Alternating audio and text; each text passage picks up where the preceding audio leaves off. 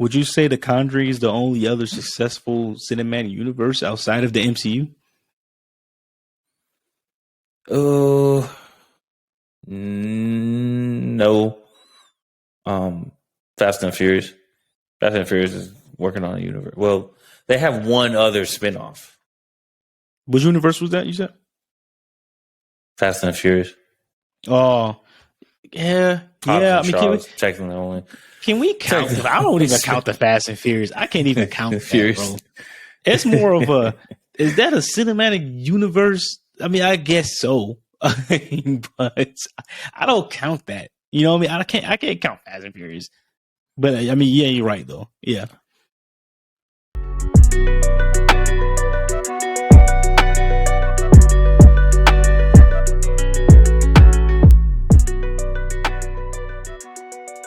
I mean, Star Wars, is that a universe? Yeah. When we think of this, may be a topic for another. This could be a whole topic in itself. Who coined cinematic universe? Because when most people think of cinematic universe, they think of the Marvel Cinematic Universe. But a lot of these movies, Godzilla. Godzilla. Oh, yeah. Yeah. So there's Godzilla. But I don't know how Godzilla and King Kong coming together. But fun fact, King Kong actually had the first sequel ever, Son of Kong. Yeah. Which is a terrible name for a sequel, but whatever. That's the thing, though. I think there's a difference between a cinematic universe and sequels. Like the cinematic... That's another way to look at it, too. Yeah, because when I think of cinematic universe, I think of... because look like this, you could have Captain America 2, Captain America 3, Iron Man, Iron Man 1, Iron Man 2. I mean, but and those could be their own entities. But what makes it a cinematic universe is that they come together, right? Like they're different entities on their own. They can stand alone, but they also everything they do impacts something, a whole nother movie. Like what Captain America happened to Captain America Winter Soldier impacted other movies. What happened in Civil War impacted other movies and shows. I don't really, like, you could say like the Fast Furious and the Star Wars, but I consider those more like sequels, like, rather than a cinematic universe.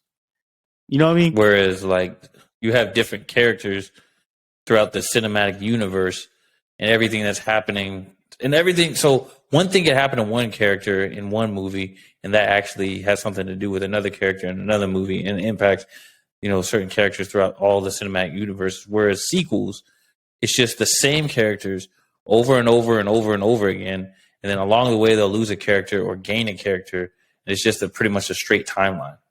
Yeah, I understand what you're saying. Yeah, because there are consequences. If something happens in a Captain America movie, it can affect the Iron Man movie, or it can affect a TV show. You know what I mean? It can affect something like on a different scale.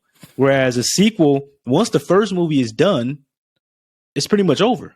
That's it. I mean, it's something like, obviously there are going to be consequences. Like in Star Wars, they have something happening in the first movie impacts that one, but it's still Star Wars. It's not.